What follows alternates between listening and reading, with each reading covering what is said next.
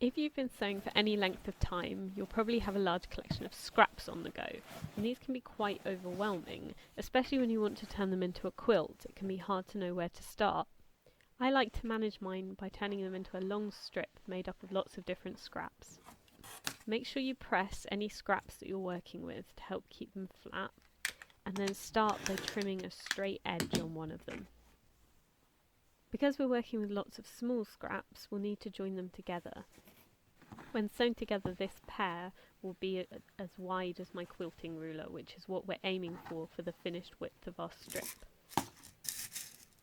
If you're an experienced quilter, you might not need to pin them together, but I did it here just to show you.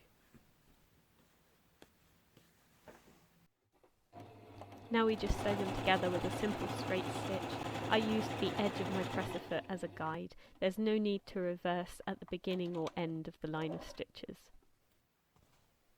As always with quilting, you want to press your piece so that the seam lies to one side.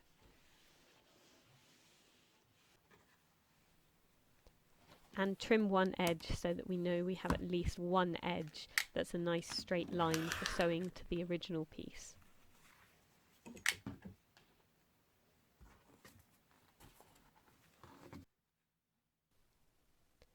Match up your pieces with the right sides facing together and pin them in place if you need to.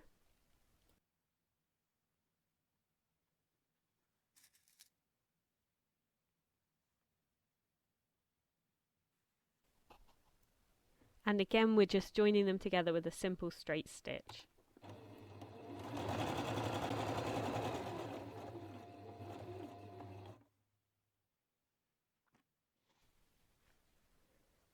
Just as we did with our first seam, we take those pins out and press it open so that the seam is laying to one side.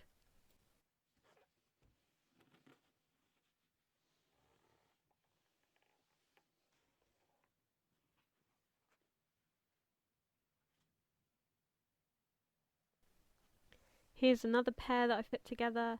I'm going to join these on with a diagonal seam, so it's a little bit more interesting.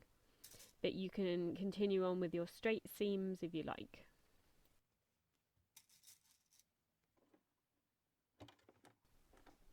Sewing on the diagonal is exactly the same process as it was before, just make sure you line up your presser foot with the outer edge of the top piece of fabric. Making the diagonal seam left us with quite a big chunk of fabric on the side of the seam, so I'm just cutting that off here. I'm using scissors. You can take it back to your cutting mat and use your rotary cutter, whatever works for you.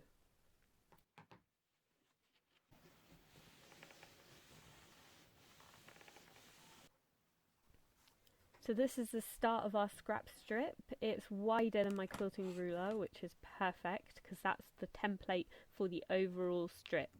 So now I'm just taking my rotary cutter and cutting down the sides so that we have nice level sides. And then flipping it over and doing exactly the same on the other side, so that each side is nice and even and you're left with a 6-inch strip.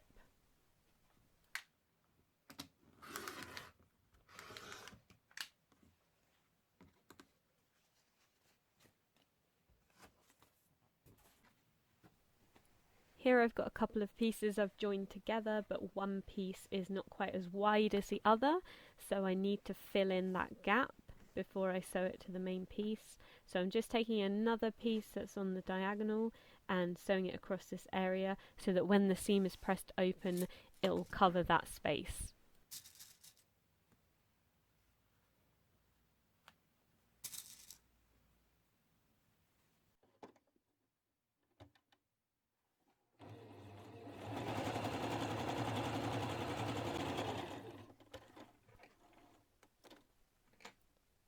And again, before we press the seam open, just trimming off any excess that's been left on the seam.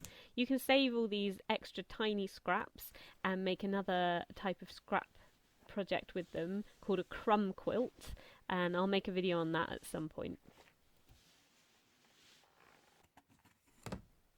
So using my ruler here to square things up, I can see there's another big gap on the other side. So I need to take another piece of fabric just to fill that in. All these extra seams that you're doing, they just make the finished piece look really interesting rather than just a boring straight seam after seam after seam. So don't be afraid to experiment with working on the diagonal.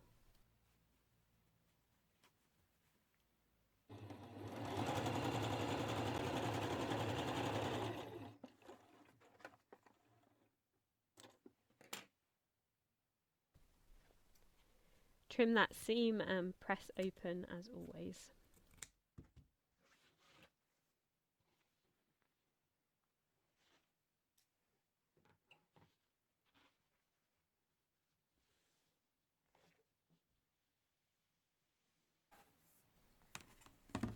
Here, using the ruler, you can see that it's wider than the finished strip, which is great. That's exactly what we wanted to make by adding in those extra side pieces. And here I am just adding it on to the original pieces that we started with, so continuing our strip as we go.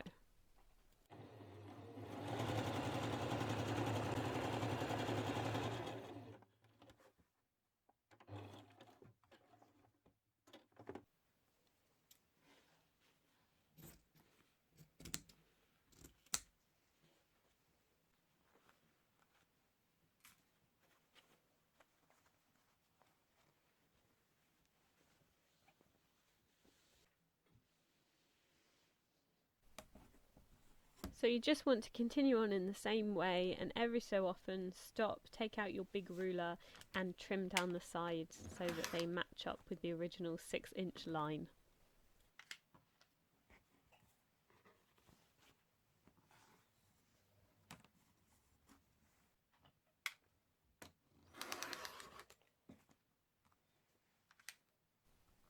Here I've spotted another area where it's not quite wide enough, so I'm just going to take another piece and add in on the diagonal again so that it pads out to the full width.